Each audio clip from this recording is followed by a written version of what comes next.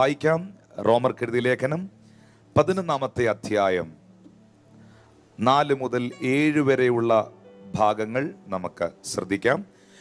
Romance chapter 11 versus 4 to 7. ബാലിന് മുട്ടുകുത്താത്ത 7000 പേരെ ഞാൻ എനിക്കായി ശേഷിപ്പിച്ചിരിക്കുന്നു എന്ന് തന്നെ. അങ്ങനെ ഈ കാലത്തിലും കൃപയാലുള്ള തെരഞ്ഞെടുപ്പിൻ പ്രകാരം ഒരു ശേഷിപ്പുണ്ട്. കൃപയാലെങ്കിൽ പ്രവൃത്തിയാലല്ല, അല്ലെങ്കിൽ കൃപയല്ല. ദൈവം പറയുകയാണ്, സർവശക്തനാകുന്ന കർത്താവ് അരുളി ചെയ്യുകയാണ്, ജീവനുള്ള ദൈവത്തെ ആരാധിക്കുവാൻ, ജീവനുള്ള ദൈവത്തെ ഉയർത്തുവാൻ, മഹത്വപ്പെടുത്തുവാൻ, തൻ്റെ സാക്ഷിയായി നിൽക്കുവാൻ താൻ 7000 പേരെ ശേഷിപ്പിച്ചിരിക്കുന്നു. എന്താണ് അത് പൗലോസ് പറയാനുള്ളതിൻ്റെ കാരണം? അത് പറയാനുള്ളതിൻ്റെ കാരണം 5-ാമത്തെ വാക്യമാണ്. ഈ കാലത്തിലും കൃപയാലുള്ള തെരഞ്ഞെടുപ്പിൻ പ്രകാരം ഒരു ശേഷിപ്പുണ്ട്. ദൈവം നമ്മളെ തെരഞ്ഞെടുത്തിരിക്കുന്നത് ദൈവത്തിൻ്റെ കൃപയാണ്. ദൈവത്തിൻ്റെ കൃപ എന്ത് എന്ന് 6-ാം വാക്യത്തിൽ പറയുന്നു. കൃപയാൽ എങ്കിൽ പ്രവൃത്തിയാൽ അല്ല, അല്ലെങ്കിൽ കൃപയല്ല.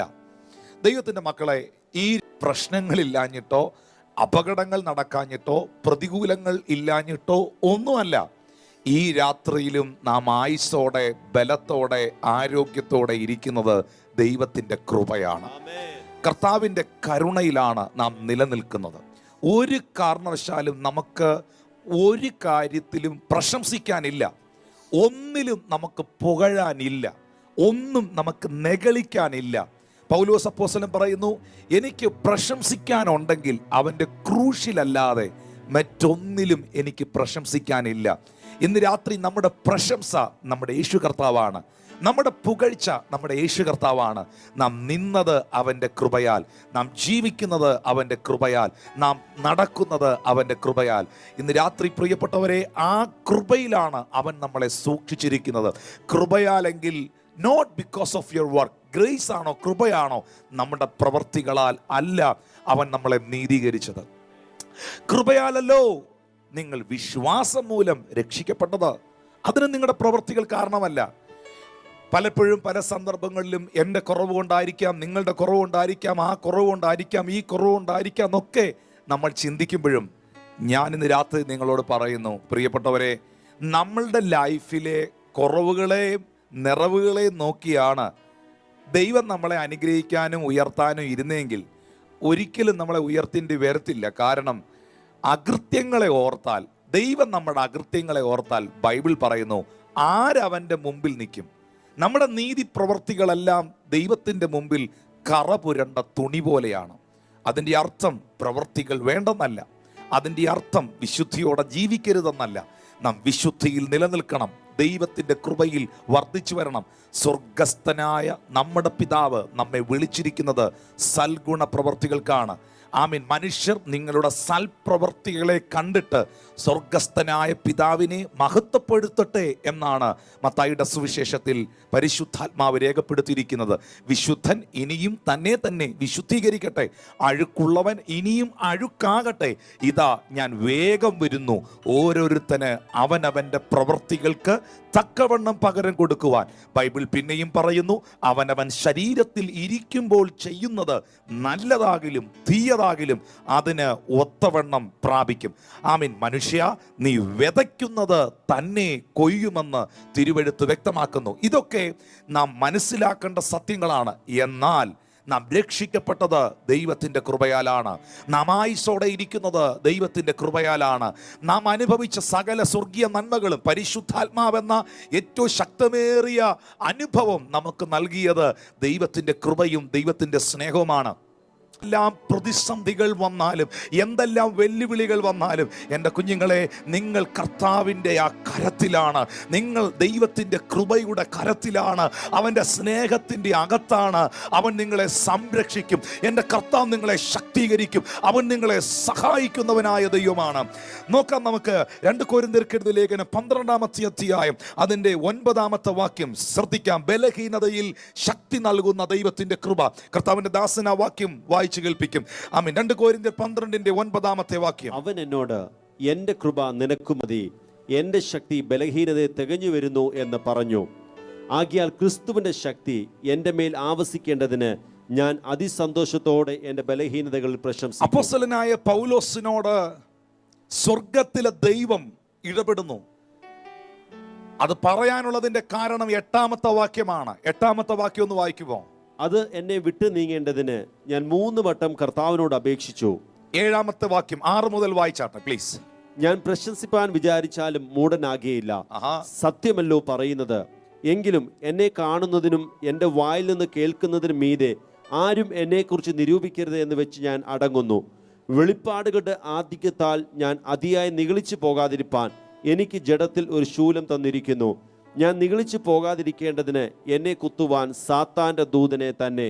വെളിപ്പാടുകളുടെ ആധിക്യത്താൽ ഞാൻ നിഗളിച്ചു പോകാതിരിക്കുവാൻ എനിക്ക് ജഡത്തിൽ ഒരു ശൂലം തന്നിരിക്കുന്നു. ഞാൻ നിഗളിച്ചു പോകാതിരിക്കേണ്ടതിന് എന്നെ കുത്തുവാൻ സാത്താന്റെ ദൂതനെ തന്നെ. ഈ നിഗളം, പ്രൈഡ്, അഹങ്കാരം, ഉന്നത മനോഭാവം എന്ന് പറയുന്നത് ദൈവത്തിന് ഇഷ്ടമില്ലാത്ത ഒരു കാര്യമാണ്. ശ്രദ്ധിക്കാൻ പ്രിയപ്പെട്ടവരെ, ആ സാഹചര്യത്തിൻ്റെ നടുവിൽ, നമ്മുടെ ജഡമുയരുന്ന സാഹചര്യത്തിൻ്റെ നടുവിൽ ദൈവത്തിന് നമ്മളെക്കുറിച്ച് പദ്ധതികൾ ഉള്ളതുകൊണ്ട് ദൈവം നമ്മളെ തിരിച്ചു പിടിക്കും. നിന്റെ ചട്ടങ്ങൾ പഠിക്കുവാൻ ഞാൻ കഷ്ടതയിലായത് എനിക്ക് ഗുണമായി. നമ്മുടെ ജീവിതത്തിൽ ചില പ്രതിസന്ധികളോ വെല്ലുവിളികളോ തകർച്ചകളോ ഒക്കെ നാം അനുഭവിക്കുന്നുണ്ടെങ്കിൽ നാം അതിൽ കിടക്കാൻ വേണ്ടിയല്ല. സങ്കീർത്തനക്കാരൻ പറയുന്നു, കണ്ണുനീർ താഴ്വരയിലൂടെ ഞാൻ കടന്നു പോകുമ്പോഴും അവൻ അതിനെ ജലാശയമാക്കി തീർക്കുന്നു. കണ്ണുനീർ താഴ്വര കിടക്കാനുള്ള സ്ഥലമല്ല, കണ്ണുനീർ താഴ്വര കടന്നു പോകാനുള്ള സ്ഥലമാണ്. അവിടെ സ്റ്റേ ചെയ്യാനുള്ളതല്ല, അതിനെ പാസ് ചെയ്യാനുള്ളതാണ്. നമ്മുടെ ലൈഫിൽ പല പ്രശ്നങ്ങളെയും പ്രതിസന്ധികളെയും നാം പാസ് ചെയ്ത് പോകുമ്പോഴും നമ്മൾ ഓർക്കുക, നമ്മുടെ മുൻപിൽ ദൈവം വെച്ചിരിക്കുന്ന ഒരു വലിയ ബ്ലെസ്സിങ് ഉണ്ട്. നീ മനുഷ്യരെ എൻ്റെ തലയിലൂടെ ഓടിക്കുമാറാക്കി, തീയിലൂടെയും വെള്ളത്തിലൂടെയും ഞാൻ കടന്നു പോകേണ്ടി വന്നു, എങ്കിലും നീ എന്നെ സമൃദ്ധിയിലേക്ക് കൊണ്ടുവന്നിരിക്കുന്നു എന്ന് സങ്കീർത്തന പുസ്തകത്തിൽ നാം വായിക്കുന്ന പ്രിയപ്പെട്ടവരെ, നമ്മുടെ ജീവിതത്തിലെ വെല്ലുവിളികളിൽ നിന്ന്, പ്രതിസന്ധികളിൽ നിന്ന് നമ്മെ വിടുവിക്കുന്നൊരു കർത്താവുണ്ട്. എന്നാൽ നാം ദൈവികമായ വഴികളിൽ നിന്ന് വിട്ടുപോകുമ്പോൾ, നമ്മളുടെ അകത്ത് നിഗളങ്ങൾ ഉണ്ടാകുമ്പോൾ, മനുഷ്യനെ കൊണ്ട് എല്ലാം കഴിയും എന്നുള്ള ചിന്തയിൽ ഓടിക്കൊണ്ടിരിക്കുമ്പോൾ ശ്രദ്ധിക്കുക, മനുഷ്യ നീ മനുഷ്യനാണെന്നും ദൈവം ദൈവമാണെന്നും അവൻ തെളിയിക്കും. മനുഷ്യ നീ കേവലം ഒരു ശ്വാസം മാത്രമുള്ള മനുഷ്യനാണെന്നും ദൈവമാണ് സകലത്തിൻ്റെ മുകളിലുള്ളവനെന്നും ചില സാഹചര്യങ്ങളിലൂടെ അവൻ വെളിപ്പെടുത്തി കാണിക്കും. എന്നാൽ അവിടെ മനുഷ്യൻ നിസ്സഹായനായി നിൽക്കുമ്പോൾ, ഒന്നും ചെയ്യുവാൻ കഴിയാത്തവനായി നിൽക്കുമ്പോൾ, അവിടെ വെളിപ്പെടുത്തുന്നതാണ് ദൈവത്തിൻ്റെ കൃപ എന്ന് പറയുന്നത്. എൻ്റെ കൃപ നിനക്ക് മതി, എൻ്റെ ശക്തി ബലഹീനതയിൽ തികഞ്ഞു വരുന്നു. സഹോദരങ്ങളെ, നിങ്ങളുടെ ലൈഫിൽ എവിടെങ്കിലും നിങ്ങൾ വീക്കായിട്ടിരിപ്പുണ്ടെങ്കിൽ, ഏതെങ്കിലും മേഖലയിൽ നിങ്ങൾ വീക്കായിരിക്കുന്നു, മാനസികമായി നിങ്ങൾ വീക്കായിരിക്കുകയാണോ, ഫൈനാൻഷ്യലി നിങ്ങൾ വീക്കായിരിക്കുകയാണോ, സ്പിരിച്വലി നിങ്ങൾ വീക്കായിരിക്കുകയാണോ, ആ വീക്കായിരിക്കുന്ന മേഖലകളിൽ ദൈവത്തിൻ്റെ കൃപയും ദൈവത്തിൻ്റെ ശക്തിയും അവൻ വെളിപ്പെടുത്തും. ഇവിടെ ഈ പദം നിങ്ങൾ ശ്രദ്ധിക്കുമ്പോൾ 2 കാര്യങ്ങൾ നിങ്ങൾക്ക് അവിടെ കാണാം. അവിടെ കാണുന്നത്, ഒന്ന്, എൻ്റെ കൃപ നിനക്ക് മതി. Number 1 is grace. നമ്പർ 2, എൻ്റെ ശക്തി ബലഹീനതയിൽ തികഞ്ഞു വരുന്നു. Is power, is strength. ദൈവത്തിൻ്റെ കൃപ അവൻ എവിടെ പകരുന്നോ ആ കൃപയുമായിട്ട് കണക്റ്റഡ് ദൈവത്തിൻ്റെ ശക്തി. എന്തിനാണ് ദൈവം ആ കൃപ തരുന്നത്? ദൈവം കൃപ തരുന്നത് ശ്രദ്ധിക്കേണ്ട ഒരു കാര്യമാണ്. നമ്മളുടെ പ്രവർത്തികൾ കൊണ്ടല്ല നാം നീതീകരിക്കപ്പെട്ടത്, നമ്മളുടെ പ്രവർത്തികൾ കൊണ്ടല്ല നാം വിടുതൽ പ്രാപിച്ചത്. ശ്രദ്ധിക്കേണ്ടതായ ഏറ്റവും പ്രധാനപ്പെട്ട ഒരു കാര്യം, ദൈവത്തിൻ്റെ കൃപ വെളിപ്പെടുന്നത് നമ്മളുടെ ബലഹീനതയിലാണ്. Hallelujah, hallelujah. നമ്മുടെ ജീവിതത്തിൽ നാം ബലഹീനരായിരിക്കുമ്പോൾ അവൻ്റെ കൃപയാൽ അവൻ നമ്മളെ എഴുന്നേൽപ്പിക്കുന്നു. എന്തിനാണ് അവൻ നമുക്ക് ശക്തി തരുന്നത്? ആ ലഭിച്ച ദൈവകൃപയിൽ നിലനിൽക്കാൻ വേണ്ടി. ദൈവശക്തിയാലാണ് നാം ലോകത്തെ ജയിക്കുന്നത്. കൃപ പാപിയെ വിടുവിക്കുന്നു, കൃപ രോഗിയെ സൗഖ്യമാക്കുന്നു, കൃപ ബലഹീനനെ വിടുതൽ കൊടുത്ത് മുന്നോട്ട് കൊണ്ടുവരുന്നു. കൃപ രക്ഷിക്കപ്പെടാത്തവനെ രക്ഷയിലേക്ക് നയിക്കുന്നു. കൃപ നീതീകരിക്കുന്നു. ഇതെല്ലാം ശരിയാണ്. പക്ഷേ ലഭിച്ച ദൈവകൃപ നമ്മളെ എഴുന്നേൽപ്പിക്കുമ്പോൾ വെളിപ്പെടുന്ന ദൈവശക്തി നമ്മെ നിലനിർത്തും. ഹല്ലേലൂയ. നമ്മളിൽ വെളിപ്പെടുന്ന ദൈവത്തിൻ്റെ പവർ, ആ ദൈവത്തിൻ്റെ ശക്തിയാണ് സകല സാഹചര്യങ്ങളെ ഓവർകം ചെയ്യുന്നത്. നിങ്ങളിൽ ഉള്ളവൻ ലോകത്തിലുള്ളവനേക്കാൾ വലിയവനാണ്. ഇന്ന് ഈ മെസ്സേജ് കേൾക്കുന്ന പ്രിയപ്പെട്ടവരോട് ഞാൻ പറയാം, എന്തെല്ലാം ബാധകളും വ്യാധികളും പ്രശ്നങ്ങളും പ്രതിസന്ധികളും രോഗങ്ങളും ദുരിതങ്ങളും തകർച്ചകളും വെളിപ്പെട്ടാലും, എന്തെല്ലാം പ്രതിസന്ധികൾ ലോകത്തിലുണ്ടായാലും, നിങ്ങളുടെ അകത്തുള്ളവനായ ദൈവം, സർവശക്തനാകുന്ന ദൈവം, ലോകത്തിലുള്ളവനേക്കാൾ അവൻ വലിയവനായ ദൈവമാണ്. സകലത്തെയും ജയിക്കാൻ കഴിയുന്ന ഒരു പവർ നിങ്ങളുടെ അകത്തുണ്ട്. ഹല്ലേലൂയ. ആ വാക്യം ഒരിക്കൽ കൂടെ കർത്താവിന്റെ ദാസന 9-ാമത്തെ വാക്യം വായിച്ചാട്ടെ. എന്റെ കൃപ നിനക്ക് മതി, എന്റെ ശക്തി ബലഹീനതയിൽ തികഞ്ഞു വരുന്നു എന്ന് പറഞ്ഞു. ആകയാൽ ക്രിസ്തുവിന്റെ ശക്തി എന്റെ മേൽ ആവസിക്കേണ്ടതിന് ഞാൻ അതിസന്തോഷത്തോടെ എന്റെ ബലഹീനതകളിൽ പ്രശംസിക്കും. എന്തുകൊണ്ട് ഞാൻ എന്റെ ബലഹീനതകളിൽ പ്രശംസിക്കുന്നു? ആരെങ്കിലും അവരവരുടെ ബലഹീനതകളിൽ പ്രശംസിക്കുമോ? ആരെങ്കിലും അവരവരുടെ ബലഹീനതകളെ ഓർത്ത് സന്തോഷിക്കുമോ? ഒരിക്കലുമില്ല. ഞാൻ ബലഹീനനായിരിക്കുമ്പോഴും എനിക്ക് ബലം തരുന്നൊരു കർത്താവുണ്ട്. ഇന്ന് ഈ ഓൺലൈനിലൂടെ എന്നെ കാണുന്ന പ്രിയപ്പെട്ടവരെ, നിങ്ങൾ ബലഹീനരായിരിക്കും, പക്ഷെ നിങ്ങളുടെ പ്രാർത്ഥന കേൾക്കുന്ന ദൈവം ശക്തനാണ്. നിങ്ങൾ ബലഹീനരായിരിക്കും, നിങ്ങളുടെ സാഹചര്യങ്ങളുടെ നടുവിൽ നിങ്ങൾ ബലഹീനമായിട്ടിരിക്കുകയായിരിക്കും, പക്ഷെ നിങ്ങൾ സേവിക്കുന്ന ദൈവം അവൻ സർവശക്തനായ ദൈവമാണ്. അവൻ നിങ്ങളുടെ ആവശ്യങ്ങളെക്കാൾ അധികം മതിയായവനാണ്. അവൻ നിങ്ങളുടെ രോഗങ്ങളെക്കാൾ അധികം വലിയവനാണ്. അവൻ നിങ്ങളുടെ പ്രശ്നങ്ങളെക്കാൾ അധികം വലിയവനാണ്. എന്റെ ദൈവം സർവശക്തനാണ്. ആയിരിക്കുന്ന സ്ഥലത്തിരുന്നോണ്ട് നിങ്ങൾക്ക് കേൾക്കാൻ കഴിയുന്ന ശബ്ദത്തിൽ നിങ്ങളോട് തന്നെ പറയാമോ, എൻ്റെ ദൈവം, ഞാൻ സേവിക്കുന്ന എൻ്റെ ദൈവം അവൻ സർവശക്തനാണെന്ന്? അത് 2-3 പ്രാവശ്യം അതരം കൊണ്ടൊന്ന് പറഞ്ഞാൽ തീർച്ചയായിട്ടും നിശ്ചയമായിട്ടും നിങ്ങളുടെ അകത്തൊരു ബലം ഉണ്ടാകും. 2-3 പ്രാവശ്യം ഒന്ന് പറഞ്ഞേ, ഞാൻ ബലഹീനനാണെങ്കിലും, ഞാൻ ബലഹീനയാണെങ്കിലും എൻ്റെ ദൈവം ശക്തനാണ്. എൻ്റെ ദൈവം സർവ്വവല്ലഭനാണ്. എൻ്റെ ദൈവം സർവജ്ഞാനിയാണ്. അവൻ അസാധ്യമായത് യാതൊന്നുമില്ല. ഹല്ലേലൂയ. യെശയ്യാവിന്റെ പ്രവചന പുസ്തകം 40-ാം അധ്യായം അതിന്റെ 29-ാമത്തെ വാക്യത്തിൽ പ്രവാചകൻ പറയുന്നു, അവൻ ക്ഷീണിച്ചിരിക്കുന്നവന് ശക്തി നൽകുന്നു, ബലമില്ലാത്തവന് ബലം വർദ്ധിപ്പിക്കുന്നു. ശ്രദ്ധിക്കുക, ഈ വാക്ക് കൃപ പാപിയെ ദൈവത്തിലേക്ക് തിരിക്കുവാൻ സഹായിക്കുന്നു. ശക്തി ആ ദൈവകൃപയിൽ നിങ്ങളെ നിലനിർത്തുന്നു. ഹല്ലേലൂയ. നിങ്ങളുടെ ബലഹീനതയിൽ എന്തുകൊണ്ടാണ് ദൈവത്തിന്റെ കൃപ വെളിപ്പെട്ടത്?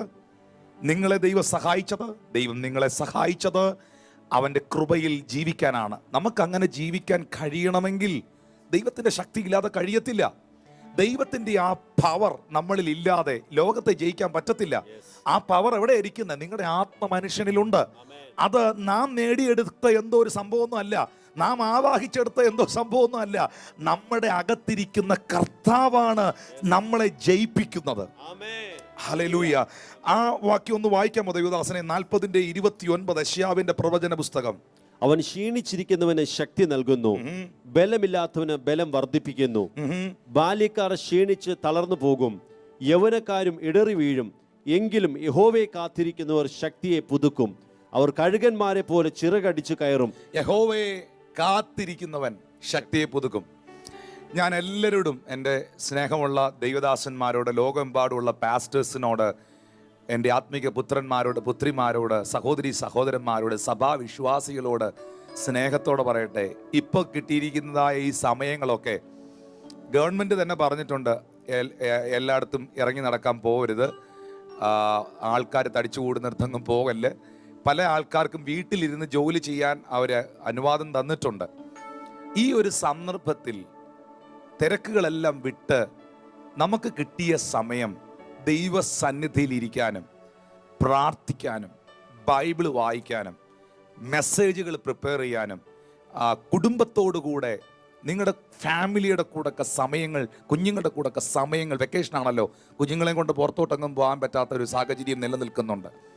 ആ ഒരു സാഹചര്യം ഉള്ളപ്പോൾ spend the much time with your God. ദൈവസന്നിധിയിൽ ഇരിക്കുക. ഇരുന്നുള്ള ഗുണം എന്നാ? എവിടെയാണോ നമ്മുടെ സമയം നമ്മൾ ചെലവഴിക്കുന്നത്, നമ്മൾ അതായിത്തീരും. ഏറ്റവും കൂടുതൽ സമയം ഡ്രൈവ് ചെയ്യുന്ന ഒരാൾ, എപ്പോഴും വണ്ടി ഓടിക്കുന്ന ഒരാൾ നല്ലൊരു ഡ്രൈവറായിട്ട് മാറും. എപ്പോഴും ബാഡ്മിൻ്റൺ കളിക്കുന്ന ഒരു മനുഷ്യൻ നല്ലൊരു ബാഡ്മിൻ്റൺ പ്ലെയർ ആകും. എല്ലാ ദിവസവും ക്രിക്കറ്റ് കളിക്കാൻ പോകുന്ന ആൾ നല്ലൊരു ക്രിക്കറ്റ് പ്ലെയർ ആകും. പിയാനോ എപ്പോഴും പ്ലേ ചെയ്തുകൊണ്ടിരുന്നാൽ, കീബോർഡിൻ്റെ മുമ്പിൽ എപ്പോഴും ഇരുന്ന് പ്രാക്ടീസ് ചെയ്തുകൊണ്ടിരുന്നാൽ നിങ്ങൾ നല്ലൊരു കീബോർഡിസ്റ്റ് ആകും. ക്യാമറ എടുത്തുകൊണ്ട് പല പല ആംഗിളിൽ എടുത്ത് ക്യാമറ പിടിക്കാൻ നിന്നാൽ നിങ്ങൾ നല്ലൊരു ക്യാമറാമാൻ ആകും. എന്നാൽ നിങ്ങൾ ദൈവസന്നിധിയിൽ പ്രാർത്ഥിക്കാനും വചനം ധ്യാനിക്കാനും ദൈവസന്നിധി മാറിയിരിക്കുകയും ചെയ്താൽ ഈ ദിവസങ്ങളിൽ അതിശക്തനായി, ഒരു കോഴിയെ പോലല്ല, ഒരു താറാവിനെ പോലല്ല, കഴുകനെ പോലെ, ഹല്ലേലൂയ, കഴുകനെ പോലെ നിങ്ങൾ ചിറകടിച്ച് കയറാനായിട്ട് ഇടയാകും. ആമേൻ. അതുകൊണ്ട് വാത്സല്യ ദൈവത്തിന്റെ ജനമേ, ഇന്ന് ഈ തിരുവെടുത്ത് കേൾക്കുമ്പോൾ അവൻ ക്ഷീണിച്ചിരിക്കുന്നവന് ശക്തി നൽകും, ബലമില്ലാത്തവന് ബലം നൽകും. 1-2 വാക്യങ്ങൾ കർത്താവിന്റെ ദാസൻ വായിക്കുക. യോഹന്നാന്റെ സുവിശേഷം 8-ാം അധ്യായം അതിന്റെ 4 മുതൽ 11 വരെയുള്ള വേദഭാഗങ്ങൾ ഒന്ന് വായിക്കാം. വചനം ശ്രദ്ധിക്കാം. യെസ്. വ്യഭിചാരത്തിൽ പിടിച്ചിരുന്ന ഒരു സ്ത്രീയെ കൊണ്ടുവന്ന് നടുവിൽ നിർത്തി അവനോട്, ഗുരു, ഈ സ്ത്രീയെ വ്യഭിചാര കർമ്മത്തിൽ തന്നെ പിടിച്ചിരിക്കുന്നു. ഇങ്ങനെയുള്ളവരെ കല്ലെറിയണമെന്ന് മോശെ ന്യായപ്രമാണത്തിൽ ഞങ്ങളോട് കൽപ്പിച്ചിരിക്കുന്നു. നീ ഇവളെക്കുറിച്ച് എന്തു പറയുന്നു എന്ന് ചോദിച്ചു. ഇത് അവനെ കുറ്റം ചുമത്തുവാൻ സംഗതി കിട്ടി. നമുക്കറിയാം, വ്യഭിചാര കുറ്റത്തിൽ പിടിച്ച ഒരു സഹോദരിയെ യേശു കർത്താവിന്റെ അടുക്കൽ നടുവിൽ കൊണ്ടുവന്ന് നിർത്തി. കല്ലെറിഞ്ഞു കൊല്ലണമോ വേണ്ടയോ എന്നുള്ള ചോദ്യത്തിന്റെ മുൻപിൽ യേശു പ്രതികരിക്കാതിരിക്കുകയല്ല, വായടച്ചിരിക്കുകയല്ല. യേശു കർത്താവ് ആ പാപിനിയായ സ്ത്രീക്ക് വേണ്ടി എറിയാൻ വന്നവരോട് സംസാരിച്ചു. കൃപ പാപിയെ സഹായിക്കുന്നു, അല്ലേ? കർത്താവിന്റെ കൃപ പാപിയെ രക്ഷിക്കുന്നു. എന്തിനു വേണ്ടി? തന്റെ ശക്തിയിൽ ജയാളിയായി വിശുദ്ധിയോടെ ജീവിച്ച് മുന്നേറുവാൻ. ഹല്ലേലൂയ. ഞാൻ ഈ മെസ്സേജ് എടുത്തുകൊണ്ടിരിക്കുമ്പോൾ അവൻ്റെ കൃപ നമ്മളെ സഹായിക്കുമെന്നുള്ളതിന് നമ്മുടെ എല്ലാ സാഹചര്യത്തിലും നിങ്ങളത് വിശ്വസിക്കുക. കാരണം വിശ്വാസത്തിൽ ഇത് ഏറ്റെടുക്കുന്നവരാണ് ജീവരക്ഷ പ്രാപിക്കുന്നത്. വിശ്വാസത്താലാണ് സകലതും സാധ്യമായി തീരുന്നത്. വിമർശിക്കാൻ എല്ലാവരെയും കൊണ്ടും പറ്റും, പക്ഷേ വിശ്വസിക്കാൻ വിളിക്കപ്പെട്ടവരെയും കൊണ്ടേ പറ്റൂ. പരിഹസിക്കാൻ എല്ലാവരെയും കൊണ്ടും പറ്റും, പക്ഷെ പരിഹസിക്കാതെ ഏറ്റുപറഞ്ഞ വിശ്വാസവും ഏറ്റെടുത്ത ദൈവകൃപയും പ്രാപിച്ച ദൈവിക വിശുദ്ധിയും നിലനിർത്തിക്കൊണ്ട് കർത്താവിൻ്റെ വരവ് വരെ അല്ലെങ്കിൽ മരണം വരെ ജീവിതത്തെ സൂക്ഷിച്ച് മുൻപോട്ട് കൊണ്ടുപോകുവാൻ വിളിക്കപ്പെട്ട, വേർതിരിക്കപ്പെട്ട ഒരു ദൈവ പൈതലിനെ കൊണ്ട് മാത്രമേ കഴിയത്തുള്ളൂ. ശ്രദ്ധിക്കാം, എബ്രായർക്കെഴുതിയ ലേഖനം 4-ാം അധ്യായം അതിൻ്റെ 14-15 വാക്യങ്ങൾ ദയവായി ശ്രദ്ധിക്കുക. Hebrew chapter 4:14 and 15. ആകയാൽ ദൈവപുത്രനായ യേശു ആകാശത്തിൽ കൂടി കടന്നുപോയൊരു ശ്രേഷ്ഠ മഹാപുരോഹിതനായി നമുക്കുള്ളത് കൊണ്ട് നാം നമ്മുടെ സ്വീകാര്യം മുറുകെ പിടിച്ചുകൊള്ളുക. ആ വാക്യത്തിൽ കർത്താവിന്റെ ദാസൻ അത് വായിച്ചു നിർത്തുമ്പോൾ നമ്മൾ 15 തൊട്ട് വായിക്കും. ഇപ്പോൾ എന്നെ കണ്ടുകൊണ്ടിരിക്കുന്ന എല്ലാ പ്രിയപ്പെട്ടവരും ഇതൊന്ന് ശ്രദ്ധിക്കണം. ദൈവപുത്രനായ യേശു ആകാശത്തിൽ കൂടി കടന്നു പോയ ഒരു ശ്രേഷ്ഠ പുരോഹിതനായി നമുക്കുള്ളത് കൊണ്ട്. നിങ്ങൾക്ക് വാ തുറന്ന് പറയാൻ പറ്റുമോ? യേശു ക്രിസ്തു എന്ന ശ്രേഷ്ഠ പുരോഹിതൻ എനിക്കുള്ളത് കൊണ്ട്. അതെ, യേശു നമുക്കുള്ളത് കൊണ്ട്. വേറെ എന്നാ നമുക്ക് പറയാനുള്ളേ? പാട്ടുകാരൻ പറഞ്ഞ പോലെ എൻ്റെ സമ്പത്ത് എന്ന് ചൊല്ലുവാൻ വേറെ ഇല്ലൊന്നും, യേശു മാത്രം സമ്പത്താകുന്നു. Hallelujah, hallelujah. എന്നെ കേൾക്കുന്ന പ്രിയപ്പെട്ടവരെ, യേശു നമുക്കുണ്ട്. വാ തുറന്ന് പറയാം, യേശു എനിക്കുണ്ട്. എന്തെല്ലാം വിഷയങ്ങൾ വന്നാലും, എന്തെല്ലാം ഫൈനാൻഷ്യൽ പ്രോബ്ലം വന്നാലും, എന്തെല്ലാം പ്രതിസന്ധികൾ വന്നാലും, ഹല്ലേലൂയ, എന്നെ വിളിച്ച കർത്താവ് എൻ്റെ കൂടെ ഉണ്ട്.